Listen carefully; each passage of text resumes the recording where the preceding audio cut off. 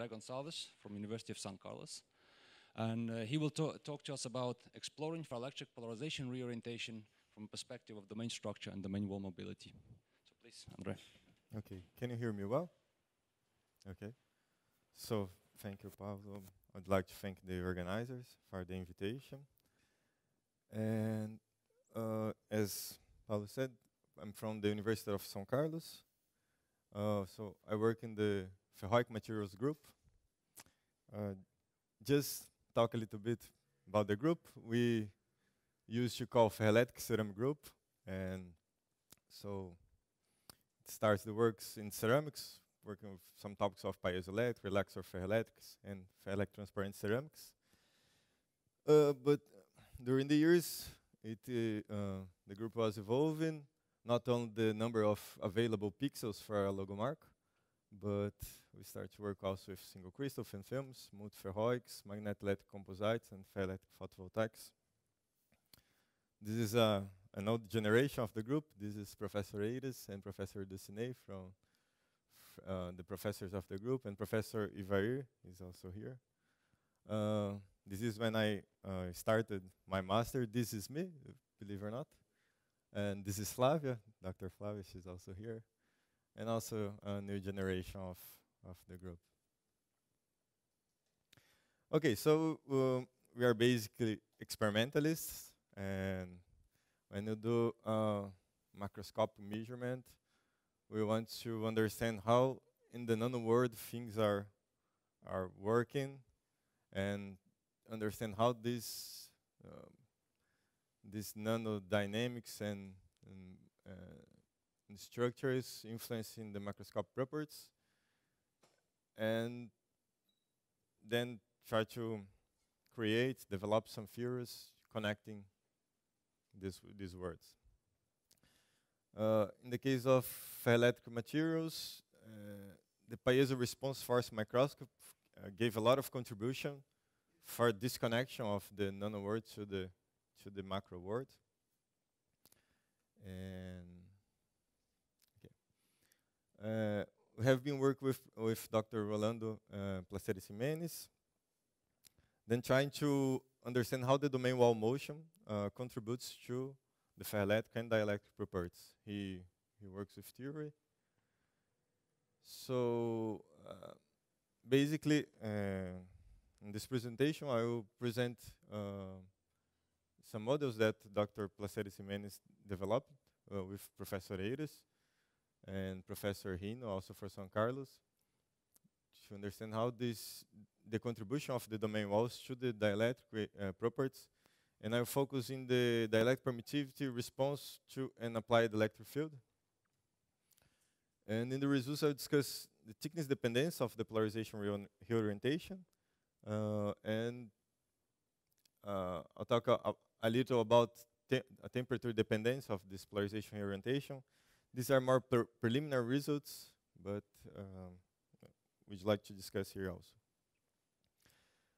Okay, so basically, Dr. Placeres Jimenez work try to describe the domain wall as a stretched membrane, so that is under the action of electric field. So you have a biased electric field that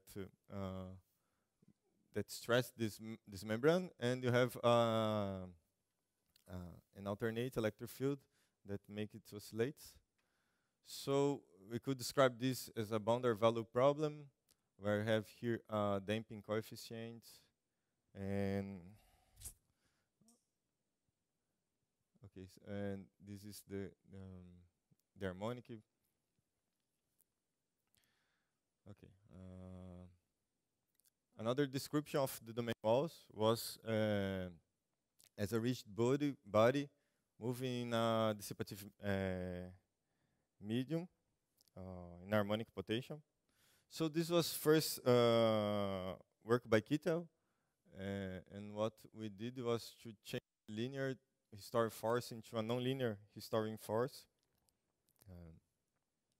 And you have here this description of the movement of the domain wall in this potential. here you have also the damping coefficient. A is the area. Okay.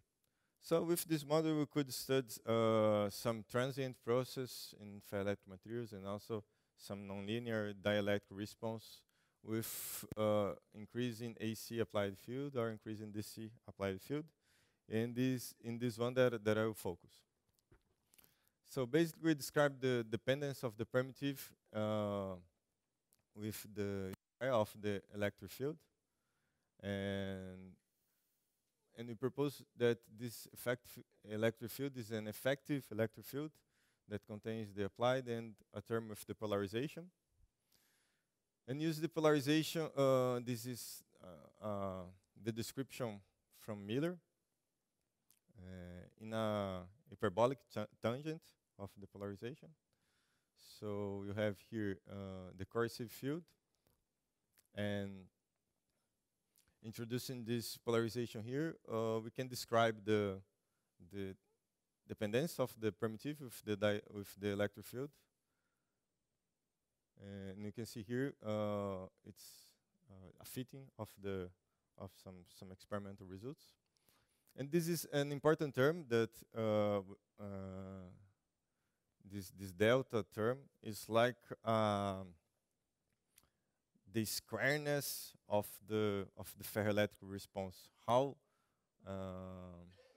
it tells about how it reorients, if it's an abrupt reorientation or if it's a smooth reorientation. Okay, so one interesting aspect of modeling the dielectric permittive dependence of the electric field is that with this model we can reproduce the hysteresis, ferroelectric hysteresis. So this model points, it's not a fit of the hysteresis, but with the parameters obtained in the fit of the epsilon E curve, we could simulate the ferroelectric hysteresis. This is good because in this kind of experiment, you have a biased electric field, and the alternate electric field is very small, and you can use it in high frequency where you remove a lot of conductive contributions. So with this, you can have, can I say, a more pure ferroelectric response because conductivity is not so much present, and also because ferroelectric hysteresis is a very destructive measurement. You can also have like destroy your sample if it's a ceramic or burn some electrodes in a thin film. Okay, so going to results, we want to discuss the thickness dependence of the polarization and orientation. Basically, there are a lot of works that try to understand the thickness dependence of some properties. For example, in polycrystalline thin films, that is the system that we are working, we see that the remanent polarization, saturation polarization, coercive electric field, and dielectric permittivity has some dependence with the thickness. But also, other properties can have a thickness dependence, for example, crystallography orientation, grain size, domain structure, that will also influence this final property. So sometimes this thickness dependence of one property is not a direct dependence, but it's mediated by some other properties. So that's what we want to study. We grow some lead zirconate titanate thin films. They are polycrystalline in nature. We grow by sputtering, and then made up a post-annealing with rapid thermal annealing. So it's a classical ferroelectric material, tetragonal, and we grow films from 30 nanometers to 250 nanometers. What we found is that we have a dependence of the perforation orientation of these films. For thicker films, it goes to a 100 direction, and for thinner films, it goes to a 110 direction, the preferential orientation. So we depicted this how the polarization are in thicker films and thinner films. But one important thing is that it's this orientation for thicker films. It's actually more 100 than 001. So the polarization is more in plane than out of plane in these films. And we could see this by X-ray diffraction and also for some piezo response measurements.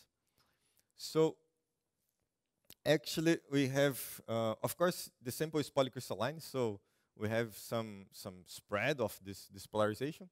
But mostly in the thicker films we have in-plane polarization, and with the same analysis we can see in thinner films that we have some out-of-plane components. And this will probably change the reorientation process, because in this case you have the polarization in plane, so when you apply an out-of-plane electric field, you need more or less in a simple picture to rotate this polarization. And this is not much stable, so when you remove the field, you just have a huge back switching of the polarization.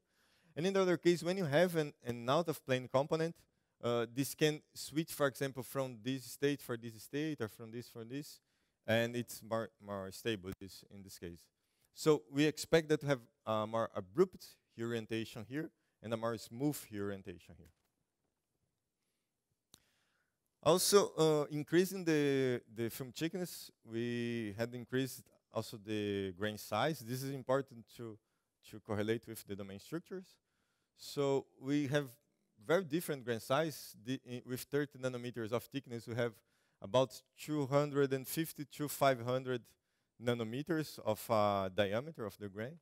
And you can see that this increases a lot. You can have grains of like 5 micrometers with 120 nanometers in film.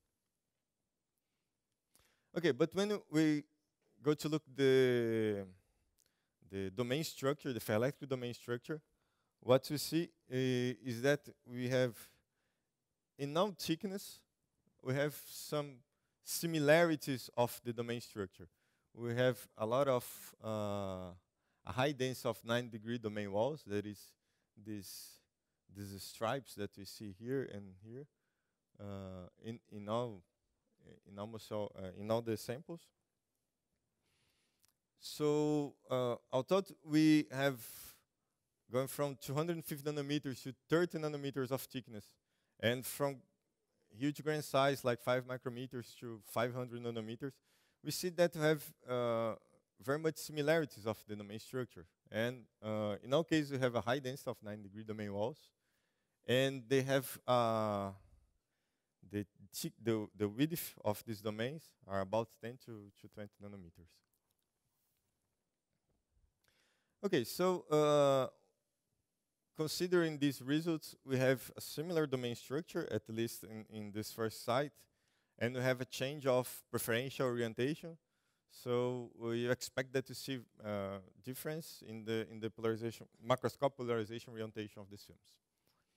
So when we start comparing the 250 nanometers to 120, so this is more 100, more in plane oriented, and this is more 110, a little more out of plane oriented.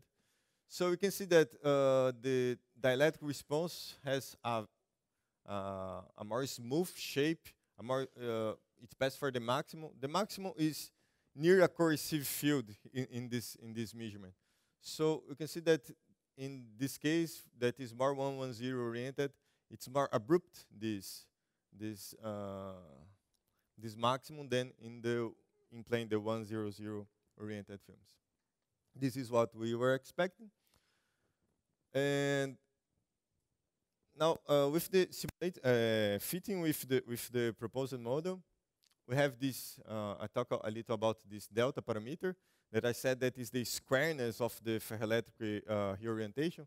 So we can see here this is just simulating this curve with the same coercive field of 200 kilovolt per centimeter, and we change from 100 to 10 this delta parameter, and you can see that we have a more abrupt maximum and a more square ferroelectric hysteresis when you have a smaller delta. So this result is in principle what we're expecting when we goes from the 1002 to 110 direction. We reduce this delta, and the coercive field is more or less the same. So because it's more easier to reorientate. But then when we go for thinner films, we can see that we increase a lot the coercive field, and also increase this delta parameter. So it is more difficult to reorientate, and the back switch in the return of the polarization is bigger for thinner films. Well, so we go back to the piezo response, force microscopy, and so we want to see how is the local response to reorientation of the polarization. This is the topography and original piezo response image, where you can see these red lines, dotted lines, are grain boundaries. And you can see that you have some stripes that correspond to the 90-degree domain walls. And you have some different colors. For example, this is darker and this is brighter, that correspond to different orientation, in this case of the in-plane polarization. This is a horizontal piezo response image. After we scan the sample applying a high voltage, we can see that we reorient the domains in the in-plane direction, so they have almost the same direction. So basically, we destroyed the 180-degree domain walls. But you can see that we still have a lot of 90-degree domain walls. And so this is expected because you try to put the in-plane polarization in the out-of-plane. So this is not stable, and then it relaxes again, forming 9-degree domain walls. But when we go to a very thin film, this is the thickness of 45 nanometers. We see a very different response. This is the original domain, and we detect here 2 grain boundaries, and these yellow arrows show some domain boundaries, some domain walls. And when we apply an electric field with the tip, we see that we create this like radial structures. And one interesting thing is that the grain boundary, that the domain wall that we have here with the yellow arrows, is still here. It didn't move. And so in a more detailed image, we create some annular structures. This we are still investigating further to understand how is the polarization, how is and why is the formation. But one thing that we can see is that the fact that we had a domain wall here, these 2 domain walls, and after trying to local pole this sample, we maintain these domain walls in the same place. It shows to us that you have very strong pinning of these domain walls, and probably by some structural defects for reduced thickness. So we can think in this result by thinking that that the structural defects, they are more concentration in or near the interface. So when you reduce the thickness, you could say that you have a more concentration of structural defects because they are more near the interface. And also, the domain wall area is smaller when you reduce the thickness. So if you think in a membrane, for example, it is more pinned for these defects. So if this, we can see that in this result we could have 2 competing effects. That is, first, the polarization reorientation is easier in the 110 direction. So you have some effect that is doing that, this reorientation is easier, and so this delta parameter drops. But also, you have, for more thinner films, you have that the defects are pinning strongly the domain walls. So this make that, for very thin films, it's very difficult to switch. Okay.